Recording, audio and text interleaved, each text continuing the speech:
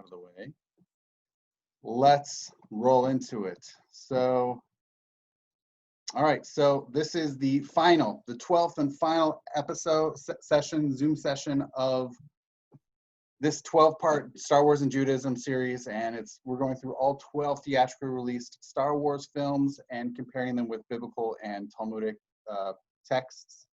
And like I've said in the past, someone can take the exact same scenes in the Star Wars movies and do them with Maimonidean text or Kabbalistic text or other like philosophical text. So there's a bajillion ways people could take these things, and there also could be other scenes that people might want to throw in. So to some degree, this is really just providing a rubric. I've never seen anybody do, unless Esther, you know someone who's done all 12 theatrically released Star Wars films. It's almost ridiculous. But I really wanted to do this to prove to myself that it can be done, and for everybody else that there's all this material out there for them if they want to replicate it. Okay, so we have one thing that I saw in here I really wanted to hit up was Palpatine's line that he also said in episode 3, very familiar. And it was actually exciting to hear early on in the movie about this. It was actually kind of interesting. Ooh, this is really interesting to see where this will go. That the dark side of the Force is a pathway to many abilities some consider to be unnatural.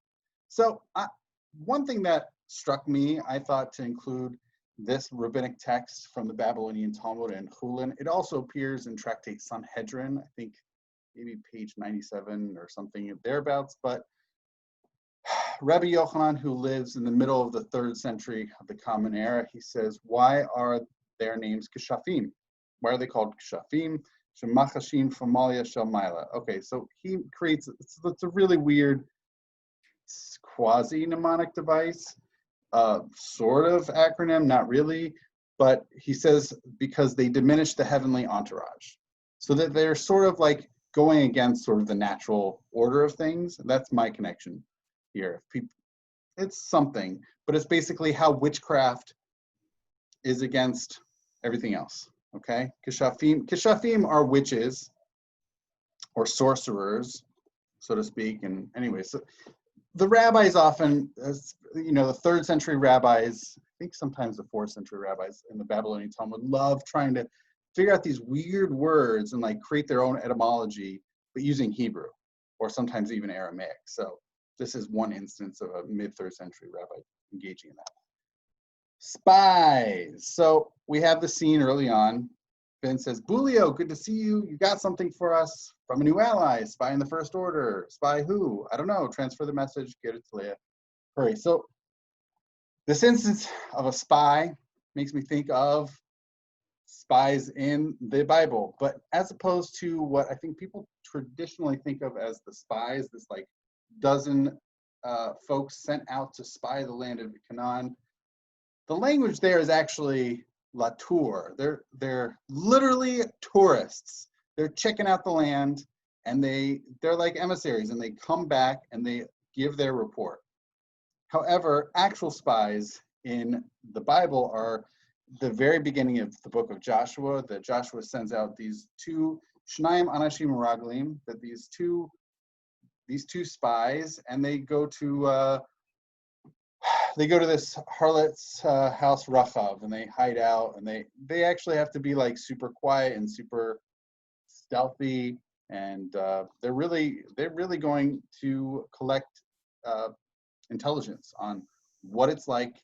And they actually get really good intelligence because Rachav, which is a really awkward name because it literally means wide, which is a strange name for a harlot to be named, but she gives them really good intelligence. They have this whole thing, this whole procedure, but basically people are scared.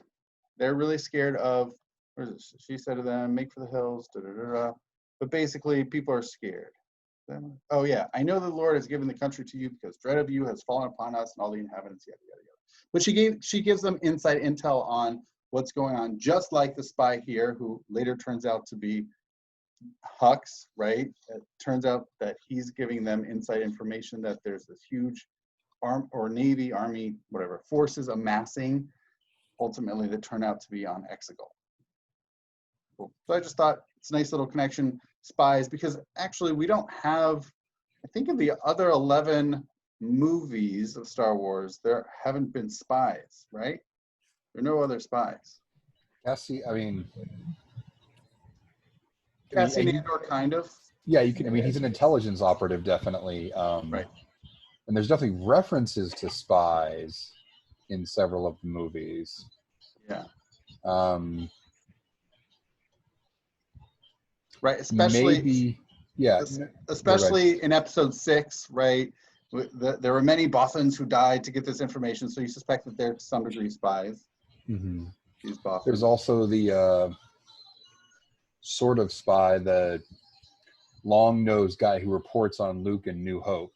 Oh yeah, and we kind of get that a little bit in The Force Awakens when at Maz Kanata's place, where we have both Resistance and First Order spies, so to speak. That's true. But here, this is literally a more overt, I guess, instance. Yeah. Right, more, and you have a major character who turns out to be a spy. Right. For sure.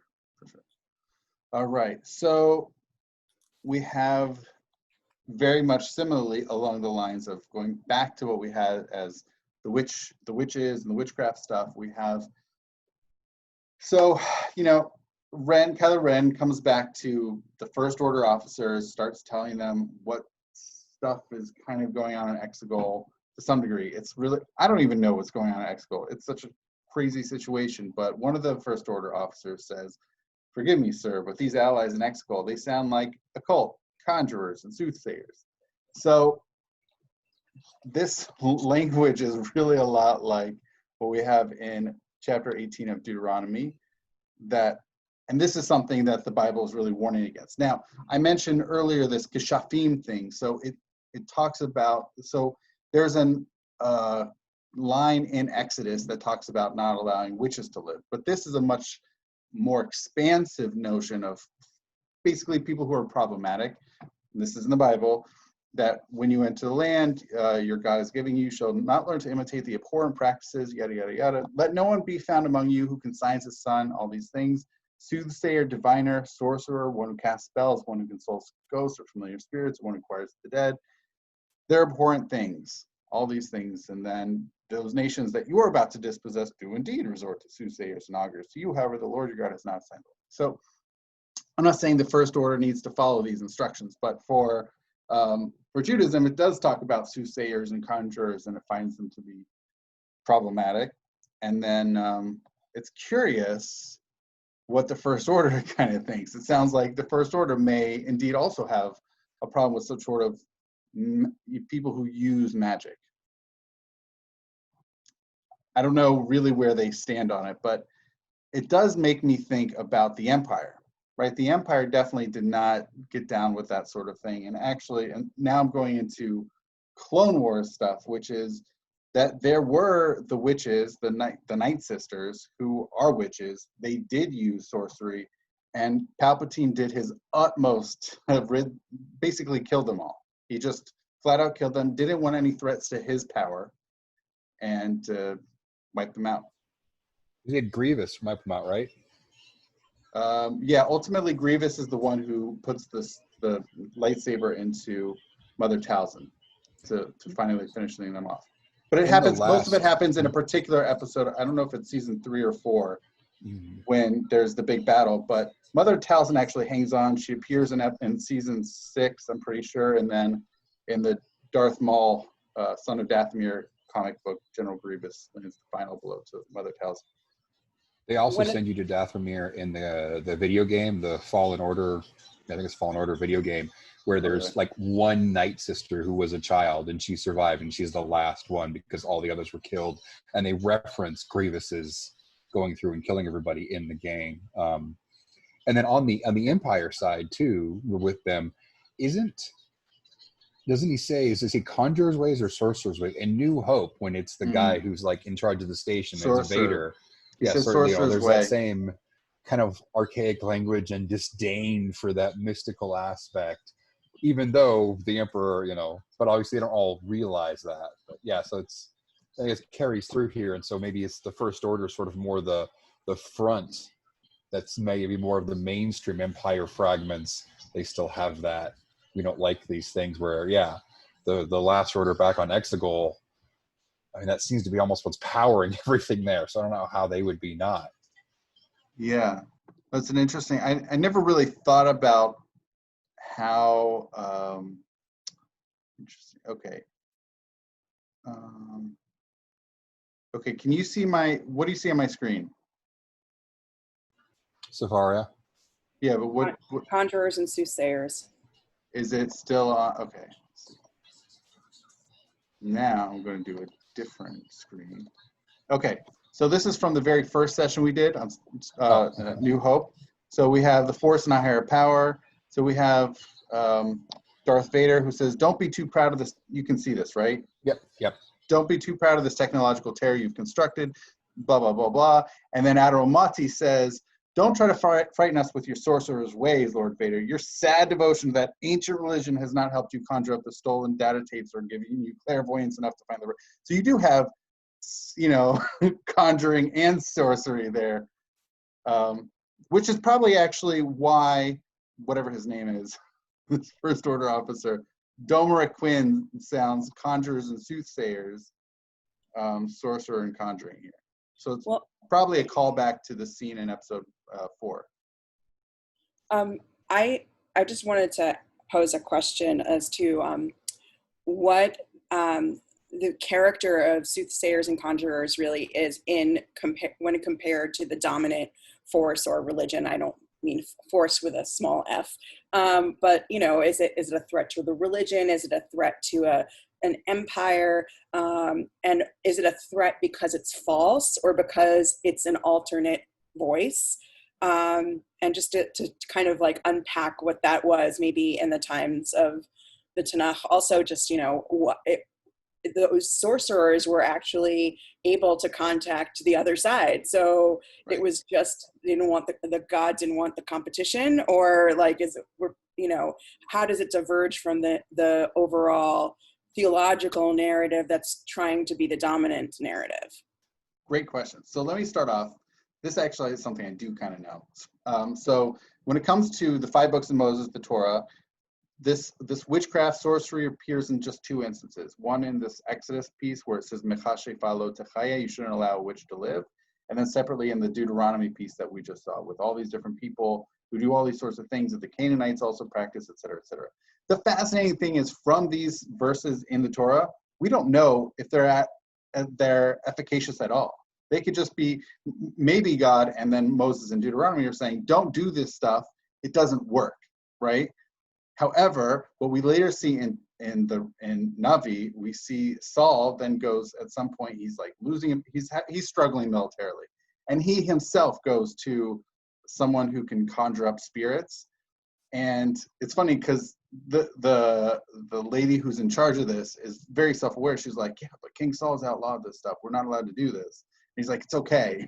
And then it turns out that I think it's Shmuel that he sees who speaks to him. And she's like, wait a second, you're King Saul. I'm going to be in trouble. Like, is this a setup? But we do see that there isn't, even the Tanakh tells us that there's an efficaciousness to these outlawed practices, as it were. So, although it's funny because Maimonides talks about these things as saying, like, I'm pretty sure it's in his Guide to the Perplexed, that don't do these things because they are not efficacious. So he has a very different read of that story involving King Saul. But yeah, so basically it does seem that they work, but that's just not, what Tanakh I think is trying to tell us is they work, but those aren't our ways. They're ways that are somehow against what God wants, or God works in certain ways and they're a threat to basically our connection to the divine. That's how I understand it. Going to Star Wars, look, Palpatine and probably what he enforced through the Empire was, and certainly when he got rid of Talzin and the Night Sisters, that he really didn't want threats to his power. They were like basically power on the fringes that limited what he could do, or serve as threats in enforcing his will. And I think to some degree it could just be also that the First Order folks were, if you think about their ages, they were probably, I don't know, stormtroopers when the Battle of Jakku happened and they had to flee to the First Order. So they could have still just been brought up with that same mentality in their time serving in the First Order. I mean, I will also say, generally, why are witches generally considered to be female, right? Is because usually the worry is that women don't have regular access to power within a society. And so the thing with witchcraft is it allows them access to power, but not within the mainstream masculine power structures of society. And that's what's really ultimately quite threatening about witchcraft in general, just in an anthropological sense in general. Witchcraft is highly threatening because it's power that operates outside of the main part of masculine power structures of society. I mean, that's how I got involved in witchcraft. I don't know about anybody else. If anybody wants, there was a really good article that talked, I think it was really talking about witchcraft and sorcery and like rabbinic stuff, but he mentioned these, I forget his name off the top of my head, I read it many years ago, but it was basically this, that witchcraft is a threat to the main, the sort of the mainstream power structures. Okay, is that helpful? Awesome. Yeah, it'd be really interesting. Maybe people have written about in Star Wars witchcraft and sorcery in a broader sense. But really, as far as I know, the Night Sisters are the most significant manifestation of this. And certainly, if anybody has, I really love the comic book series Darth Maul, Son of Dathomir. It's 4 issues. I highly recommend reading it. First of all, it's awesome. Maul is really cool. It's part of the Clone Wars, but it also it shows how Palpatine is like, he really just wants to rid the galaxy of Mother Talzin. So, all right. But great question. Thank you, Esther. All right. Hopping back. Can I say something actually? Can I say something I just thought of? Absolutely. In terms of the sorcery sort of operating outside the normal hierarchy. I wonder also if that's playing in a little bit, both to that scene with Admiral Mutzi with Darth Vader and this scene here with the First Order and what's happening on Exegol is like the military hierarchy structure doesn't really like that there's like this one guy, like in the case of Darth Vader, who's like has this magical sorcery power, right? That can always just come in and like take over whenever that he wants. Yeah. Right. And so I feel like it's maybe a similar kind of tension, right? Because it's always like, those top like military guys that are just like, oh, Darth, we don't want to deal with their sorcery. Even though part of it is obviously that they're also afraid of him and what he can do. But I think there's also this tension that like we have this hierarchy, with like the admirals, like Grand Moffs and all that. And then like here's Vader and he can just do his magical sorcery. And they don't really like that. Right. It's funny because growing up as a kid and watching especially A New Hope, I'm like, okay, it's Vader. Like he's the big bad guy, right? But it turns out he's more of just like an enforcer with lots of powers, right? He's basically a space wizard with a magical space sword, light sword. And so like he can do all these sorts of things. So he's a special one. And like you said, he operates outside of the military hierarchy. Right, which is something I didn't realize until much as an adult. And then what they've done in later movies, like in Rogue One, where they set him up with his own separate abode on the planet that begins with the letter M.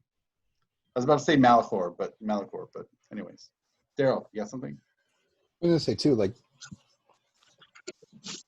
I mean, I don't know how canon it is now, but you get the sense in the originals that the Empire is human-centric, and definitely in the old extended literature, in the stuff, especially talking about Zahn's books on Thrawn, it was very unusual for Thrawn to have the rank that he did, to rise up as he did, because he wasn't human, and so they have this human structure. They have the structure where they don't like these weird powers and everything, but the Emperor is the Emperor, and you have Vader. Well, okay, they're gone.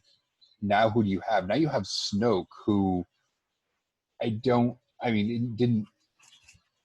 know what he's supposed to be, but he's not really, obviously he's a grown thing, but he's not exactly human either.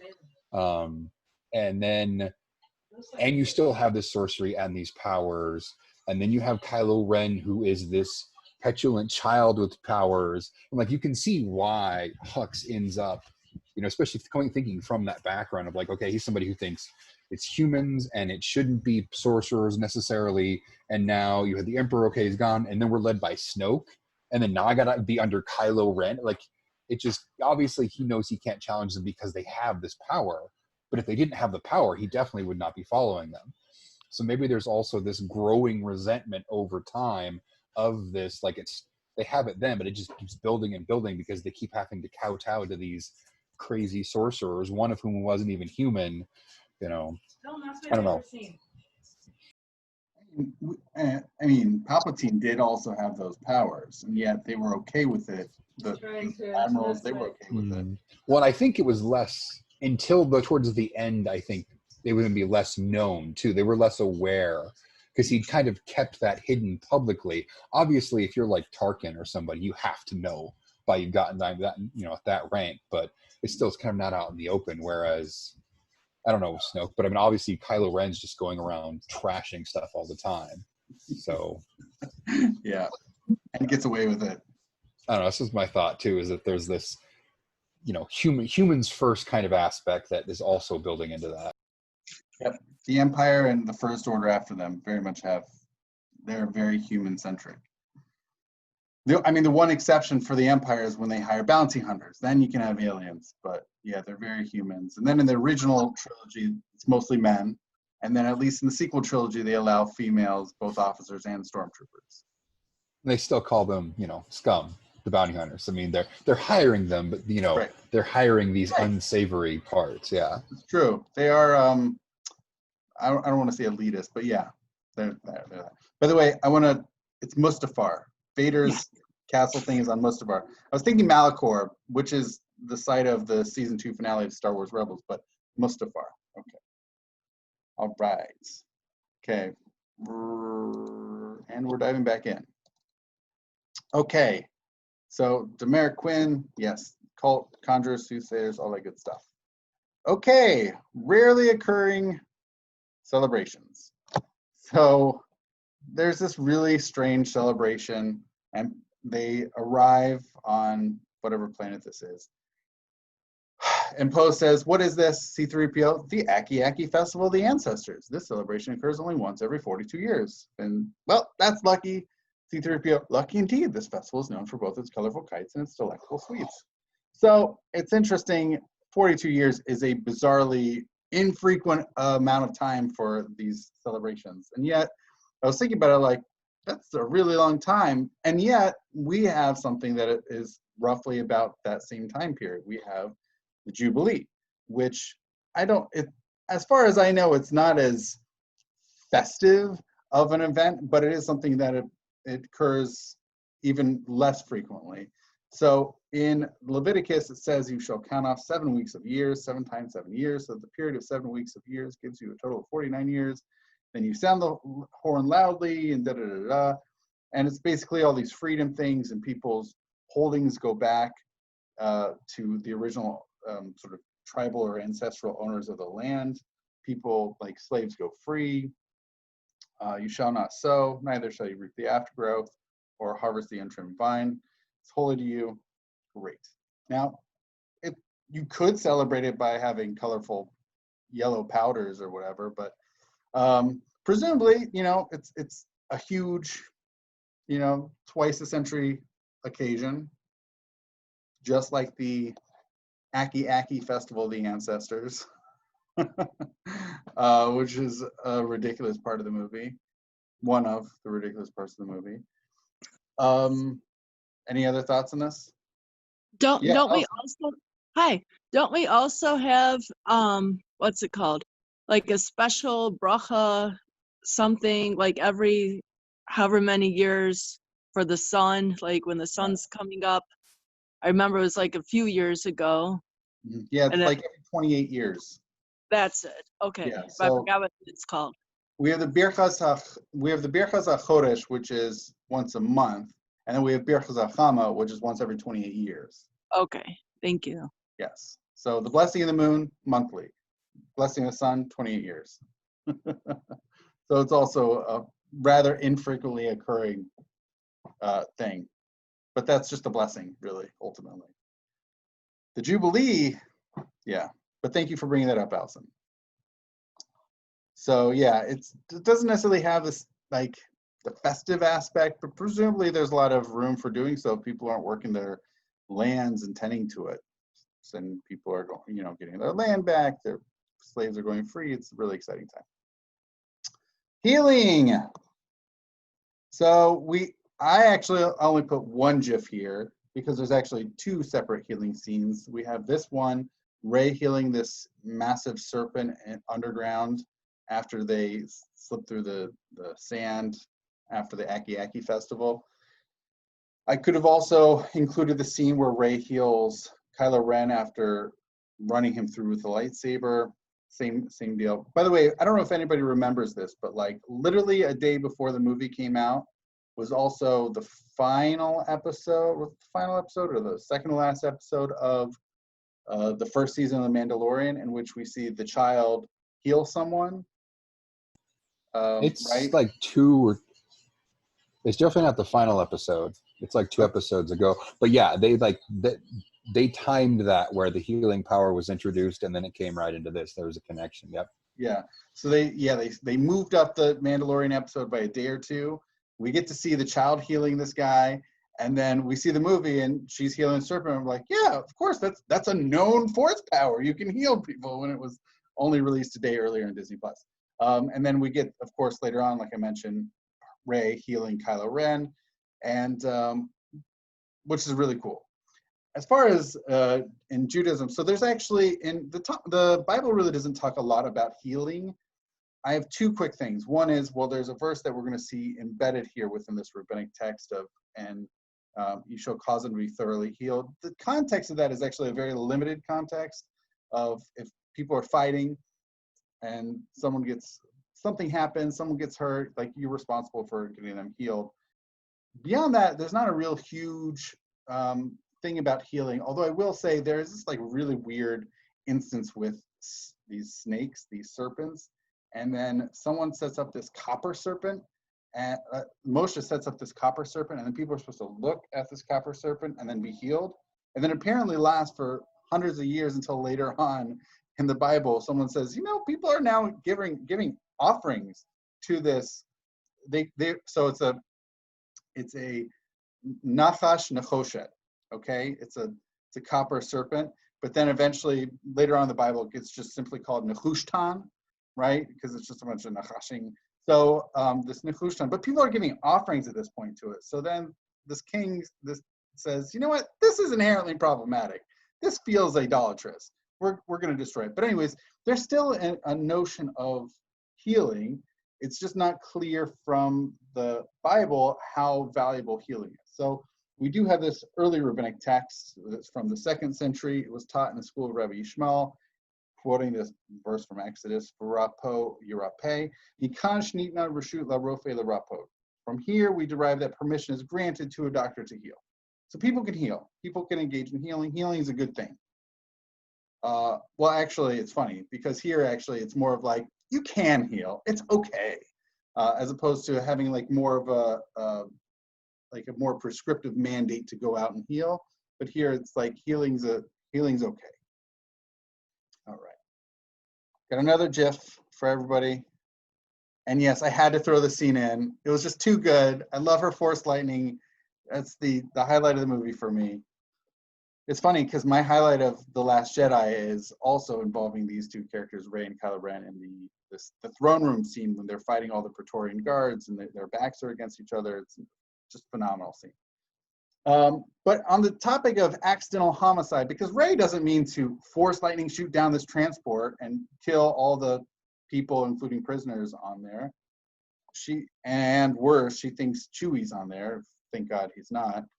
So we have this notion of accidental homicide in the Book of Numbers, and there are literally these towns set up as refuge for people a whole bunch of people, they've just accidentally killed other people, which is kind of asking for, of course you could say, well, let's just put whole towns just full of people who've already murdered people just accidentally.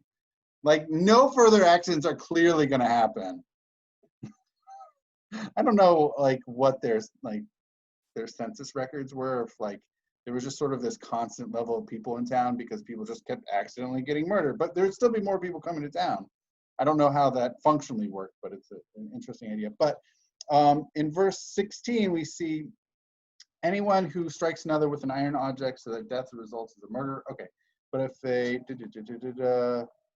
murderer. Yeah. Okay. But basically, you didn't mean to. Is this what it is? Maybe that's not really what I meant to put. But there's still an idea. Oh, shoot. I put the wrong verse. All right. So when I actually figure this out, but there's an idea that if someone's like, they're swinging their axe and then, oh, you know, the metal flies off and kills someone, then you've got somewhere to go. Accidental deaths happen, I guess. Okay. And I totally took the, anyway, people who accidentally killed people, that does happen. Okay, and then you have, of course, people with malice involved. That's a whole other conversation. Okay. Ambivalence towards translation. So we have this whole sequence, and actually there's several different pieces of dialogue here, where they find this dagger, which is, what's that word in movies?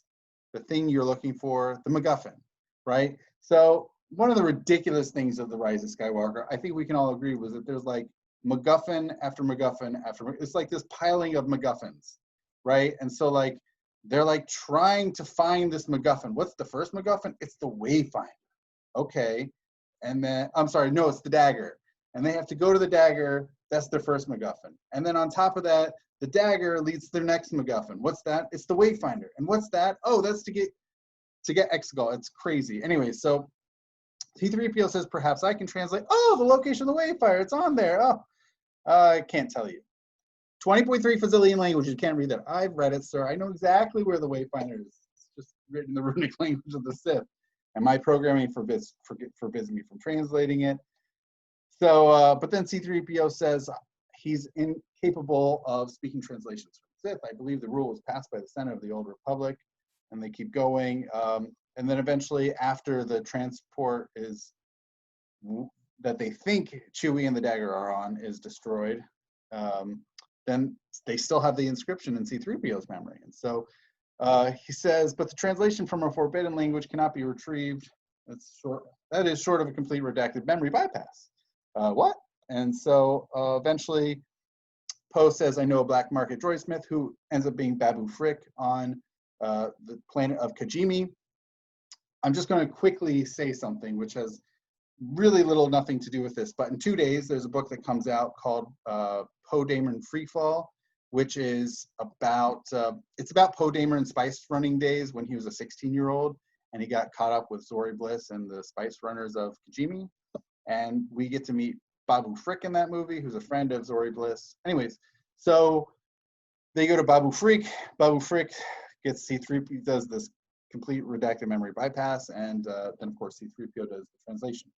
He does a straight translation, but really what I'm trying to do here is like C-3PO is deeply ambivalent, even though it's just in his programming, right? Or the Republic passed some sort of law outlawing these the runic translations of Sith.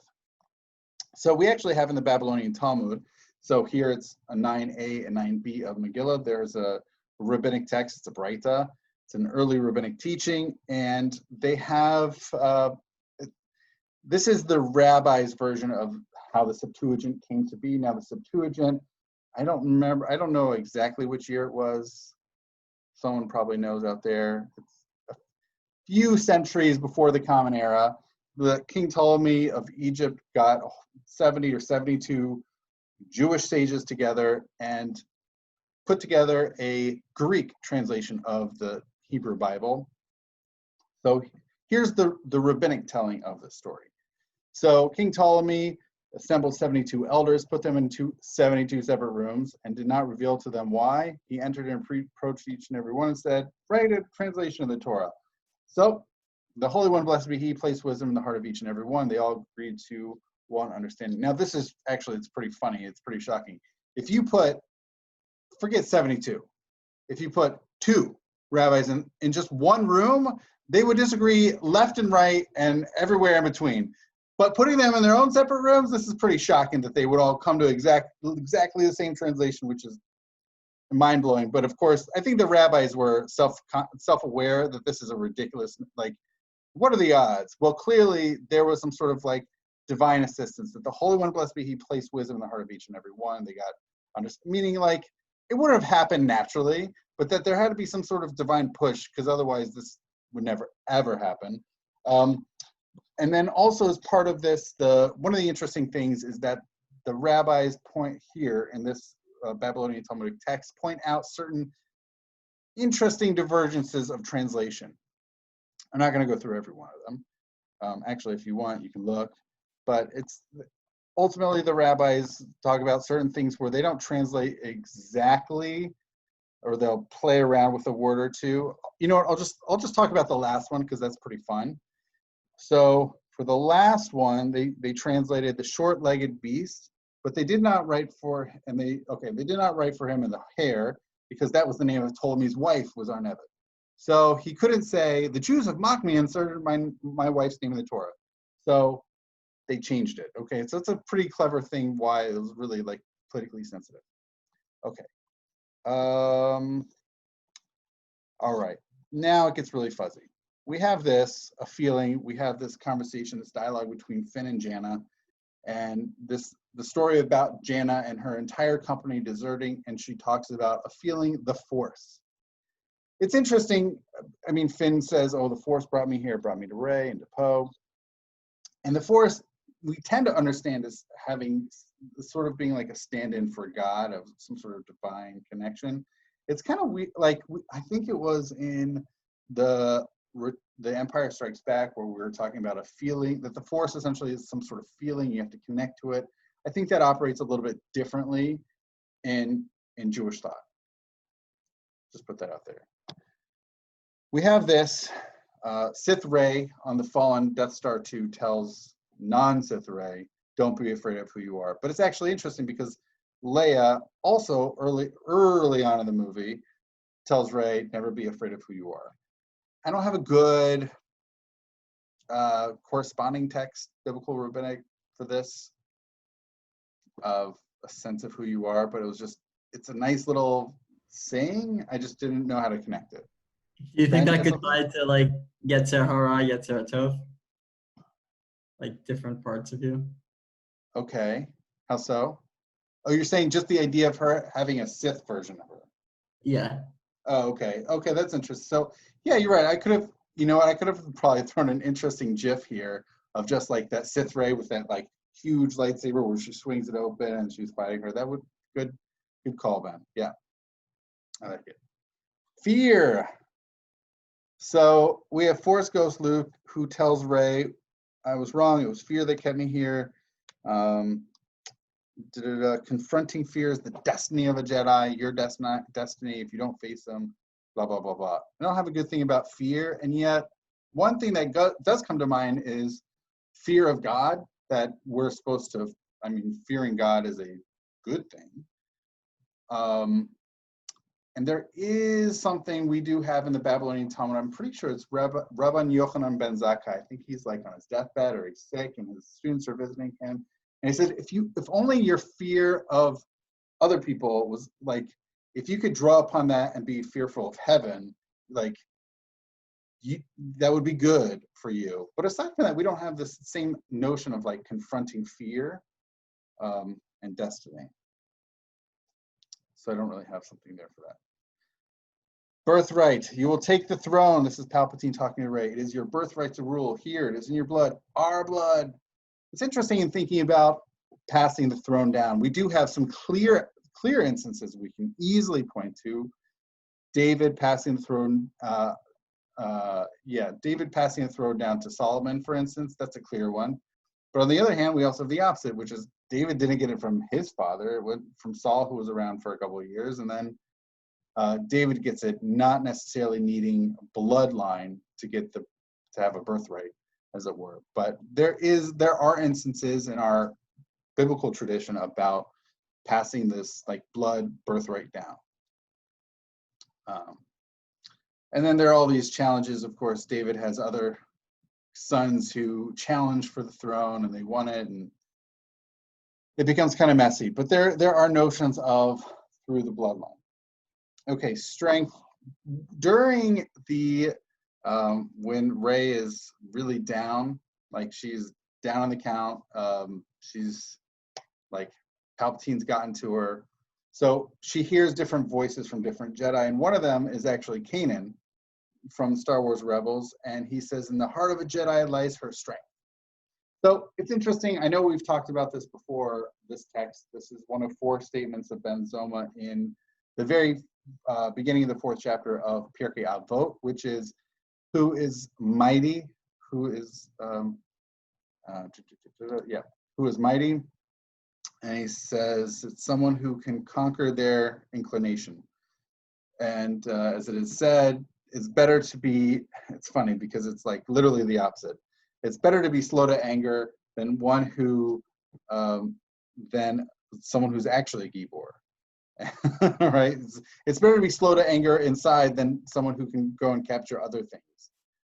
One who rules their spirit then takes the city, which is, I know I've spoken about this before, which is that Ben Zoma in this thing, in this 4 different statements, he actually is very paradoxical. And even using the biblical proof text in a paradoxical fashion, such that, like, technically, anybody reading this text from the book of Proverbs can see clearly that someone who can control themselves, who can, like, kovish es yitzro, one who can conquer their inner parts, is very different than someone who is going out and conquering towns, right? They're 2 totally different people, and yet Ben Zoma, like, somehow obfuscates them in a very, like, funny and paradoxical way. Okay, and then finally we have, I'm going to go back to the screen share. And then finally we have this changing names things at the very end of the movie, which is this lady who comes up to her and says, "I'm Rey," and she's like, "Rey who?" Rey Skywalker. I mean, look, we can all disagree about how ridiculous of a line that was and what a sad whatever. But as far as changing names, of course there's something to be said for changing. Maybe it'll change your mazal, maybe it'll change your thing, but usually, like, I think we talked about this last week, like, usually your name is your name. We did talk about this last week with regards to Solo, a Star Wars story, because Han goes from Han to Han Solo, and we do see Avram gets to be called Abraham, and Sarai gets to be called Sarah. So there are some name changes in the Bible, but and then of course, Rey is only just Rey, and then Han is only just Han until he becomes Han Solo. But there it's just like literally just a placeholder. Here, Rey's taking on a name with significance. I mean, I don't know. I'm uncomfortable with that scene in the movie, but as far as, I don't know. Ooh, nice background, Esther. All right, so it's Burning Man. All right, thoughts, comments, questions, queries. Are there scenes I should have included that I didn't? Anybody? Ben, you got something? No? Sure. This is probably, Solo was fun last week. It was nice. There were, like, such considerably low stakes with that. And even when we did the Star Wars, the Clone Wars movie, like, okay, that was, like, fun. You get to see Ahsoka, you get to meet her. But at the same time, like, this movie was kind of uncomfortable to watch. I don't know about anybody else here. Just you know what? This has nothing to do with this series, but just personally, watching the semi-dumpster fire that was The Rise of Skywalker made me, like, I totally thought Last Jedi was, like, the worst. I'm like, holy crap, this makes The Last Jedi look amazing. I don't like the story of The Last Jedi, but as a piece of, like, art, it is amazing. So yeah, that's one of the greatest. That's one of the greatest things for me of watching The Rise of Skywalker. It's made me appreciate that the Last Jedi was, artistically speaking, like, the most amazing Star Wars film ever. Although I'm sure some of you would say Rogue One was still up there, but well, no, that's just visually, my personal opinion. Yeah, visually, I will agree with you, definitely. Like, it Yeah. has some of the most cinematic scenes ever, but still, as a complete movie, it's just so bad. And then that helped me enjoy. As I said, like, Rise of Skywalker is not great, but it is much better than what I expected, given the movies that came before it, especially Last Jedi. And so that's where, like, I'm kind of the opposite of you. Is like, I like this one in light of Last Jedi.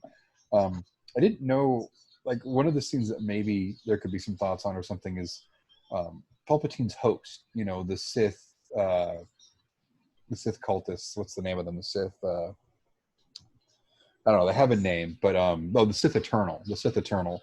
Like, just sort of them and following him and like the whole kind of cult that they've got going on there. And that I didn't know if there was anything that might be discussed or talk about, like, sort of this cultish host or anything like that in any texts. So I don't know if there's something there. Interesting. Vera, what does the book, the novelization, talk about the Sith Eternal? Because it didn't really come up, at least that I don't remember, in the junior novelization. They didn't really say much about them or anything. Like,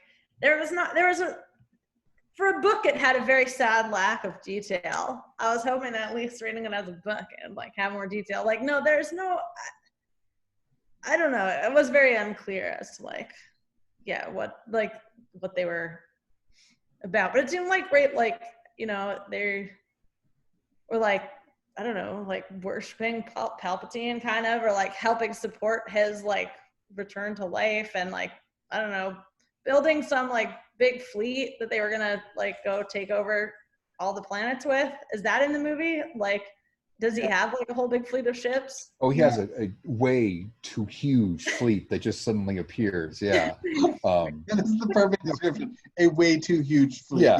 Which It looks pretty incredible on screen, but ridiculous at the same time. Which is also unnecessary because like the First Order basically won in The Last Jedi already too. So like, what do they need so many more ships for? Yep. But yeah, Yep. no, I don't really know what the Sith Eternal were like.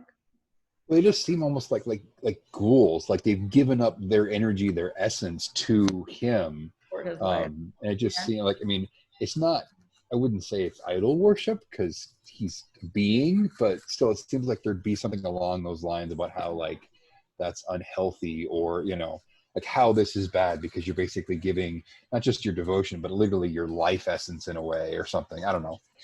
I just thought maybe there was something like that was Sounds very Dark Crystal. Their life essence. Yeah. Awesome. Esther, do you have anything?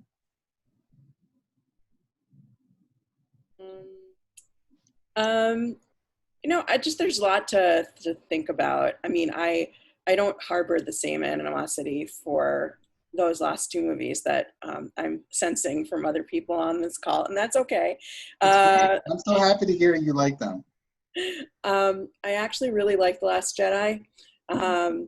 And I liked one of the messages that I liked was that the Force is accessible to anyone, and you don't have to be born into a certain family or priestly class in order to access it.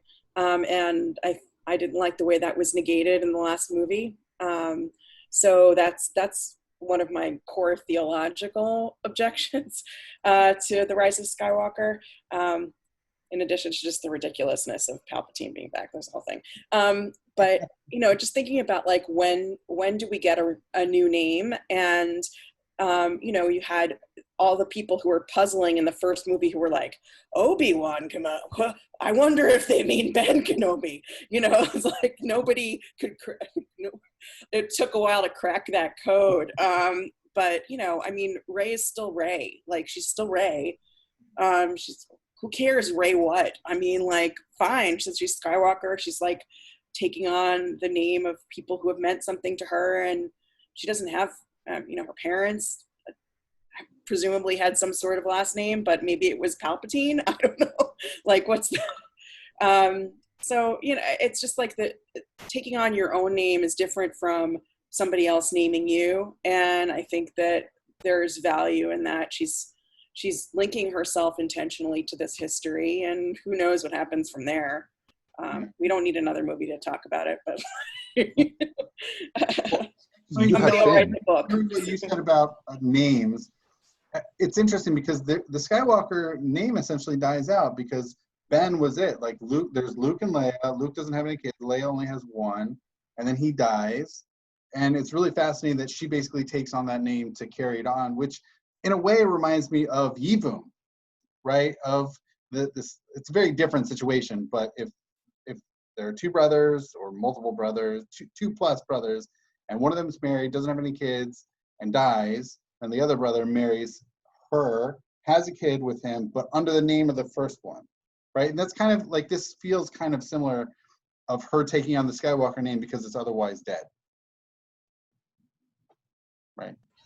Well, if we think about the Skywalker name and legacy in general, it's, I mean, remember, it's a name that came from a non-Force using family as far as we know, because we don't really know much about Shmi's lineage.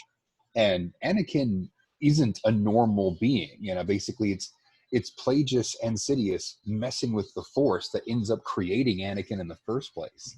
So, and okay, Anakin, Luke, Leia, I mean, like, it's only 3 generations, basically. It's only a handful of people that even have a big name there. It's like there probably are other names that maybe are actual, would have been Jedi royalty, but of course now they've all been killed off. So it really could be opening up and say, okay, now it's all for new people, for unnamed people to come up. And we still have Finn, who we don't know if his family had any kind of Force sensitive background or not, but we know that he's a Force user now. And so I think there's a lot of potential, whether, I mean, they don't have to revisit the series, but there's a lot of potential for them to say, we have new Jedi families and everything. He's a Force user? Yeah, that's what he was trying to tell her throughout the movie. Really? When he kept saying, I have something to tell her, yeah, is that he can use the Force. That's also why he can pick up a lightsaber and actually do okay with it in the first movie. And he has all these feelings. Where'd you hear or read that? Well, I thought that's where they were going with him just from watching the movies, but there is, I think it's J.J. Abrams. Somebody associated with making the film confirmed that that was what Finn was going to say. I'll go look for it. I don't remember who exactly it was. That's definitely in the novelization, so it must have been from deleted scenes. Oh yeah, 100%. It's very clear that that's what Finn was going on with Finn. There's like more of like him feeling the Force and talking about it and stuff. Wow. All right, now I'm curious to read the real novel, the full, not just the junior, but the full novelization. Clearly, there are things missing from both the film and the junior. Yeah, I mean the regular novel. You know, I've only read the novelization so far of Rogue One and The Force Awakens, and it's interesting because Force Awakens added some scenes, but Rogue One added some depth to the movie, which was nice. So I'm curious now to check this out. Yeah. You should read The Last Jedi one also. I read The Last Jedi also. And right, like there's just definitely added things. Like that bit where like Luke was like, oh, there's like the 3 things we need to know. And then the movie, it just like gets to the first 2. Like in the novelization, it fleshes all of that out more. And like, I mean, the third one is a deleted scene. Right. But like a lot of what's in the book is deleted scenes, but also like, because it's a book, like you can, the way that it's written and ties everything together, like makes a little more sense also. Cool. Ben, Allison, you got anything for us?